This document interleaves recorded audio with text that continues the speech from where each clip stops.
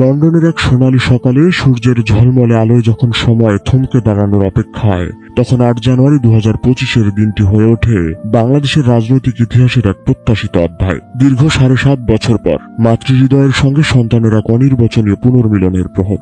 গৃহবন্দী জীবন, প্রতিকূলতার অজস্র ধাপ, শোক বেদনার দগদগে স্মৃতি আর অকথ্য যন্ত্রণা পেরিয়ে সাবেক প্রধানমন্ত্রী ও বিএনপি চেয়ারপারসন বেগম খালেদা জিয়া তার বড় ছেলে তারেক রহমানের সঙ্গে পুনরায় একত্রিত হওয়ার দৃশ্য। কাতারের আমির Sheikh Tamim bin Hamad Al থানির পাঠানো রাজকীয় এয়ার অ্যাম্বুলেন্সে 7 জানুয়ারি ঢাকা ছাড়েন খালেদা জিয়া।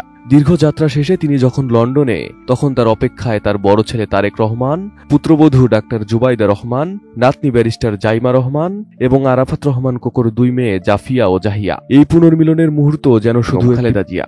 শেখ হাসিনার শাসনামলে তার বিরুদ্ধে ষড়যন্ত্র ও প্রতিহিংসা তাকে ভোগাতে শুরু করে। মিথ্যা মামলার ভিত্তিতে কারাবাস, বিনা চিকিৎসায় শারীরিক অবস্থার অবনতি, এসবের মধ্য দিয়ে তিনি ছিলেন এক কঠিন জীবনযুদ্ধে। 2020 সালের নির্বাহী আদেশে সাময়িক মুক্তি পেলেও গৃহবন্দী অবস্থায় তার শারীরিক অবস্থা আরও অবনতির দিকে যায়।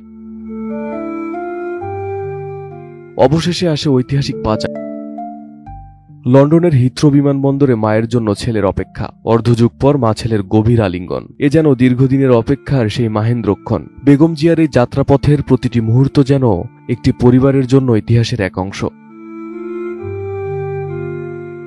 বাংলাদেশের আপামর জনগণ এই পুনর্মিলনকে দেখছে। লন্ডনের সেই প্রহরে সূর্য যেমন আলোকিত করছে চারপাশ, তেমনি দীর্ঘ 7.5 বছর পর এই পুনর্মিলনে আলোকিত কোটি মানুষের হৃদয়। গণতন্ত্র, দেশপ্রেম এবং পারিবারিক বন্ধনের এই উদাহরণ হয়তো ইতিহাসের পাতায় স্থান করে নেবে চিরদিনের জন্য।